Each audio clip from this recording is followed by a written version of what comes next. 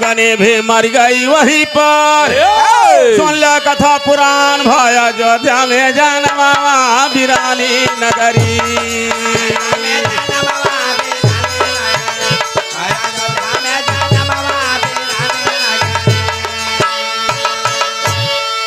सुगनवा मर गया, सुगना की याद में सुगनी मर गई। दोनों जाए के अयोध्या में फिर धोबी और धोबैन बने। धोबी धोबैन बने।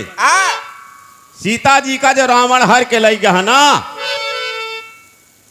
अब भगवान राम लड़ाई लड़के सीता जी का वापस लेके आए अयोध्या। श्राप सीता जी के रही।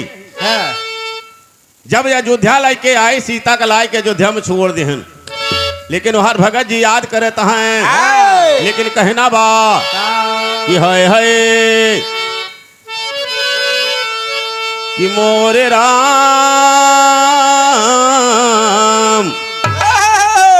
आजा ले ला थोड़ा। आर सजनी जगाव अपन सजनन हो जागा कोई गभीन था।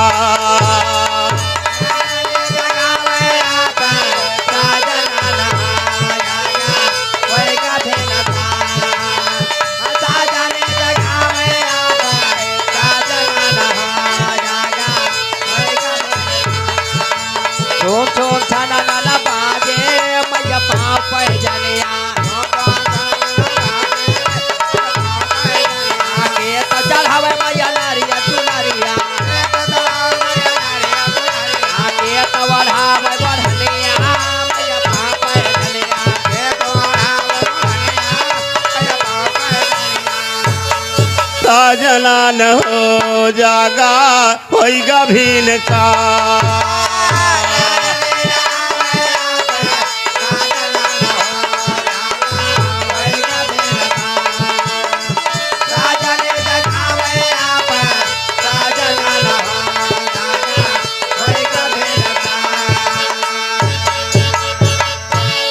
आवा चाली खेतावा में गोड़ा बनी राई बा।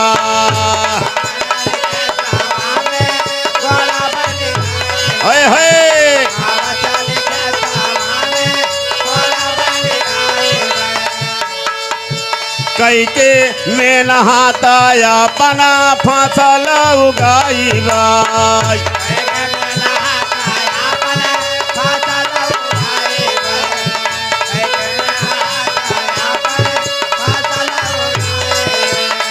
लाड़ी कनक मिले या ना दानवान हो जागा कोई गभीन का।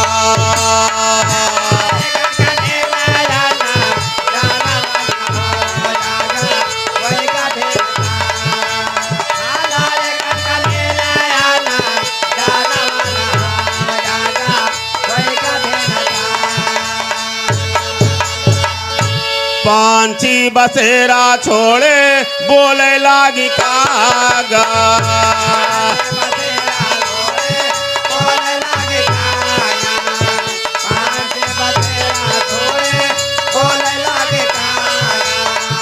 पांची बसेरा छोड़े बोले लागी कागा।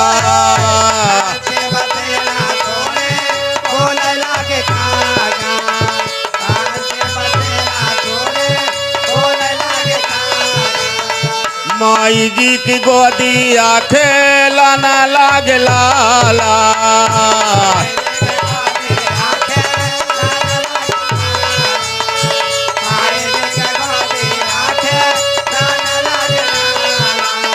राम राम राटेला सुगनवान हो जागा कोई गभीन का।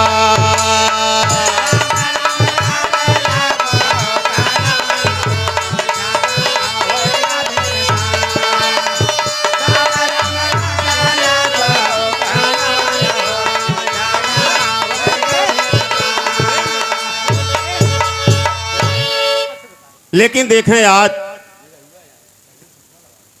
कहना बा खाली एक भजन ले लिया और बस रच के बस।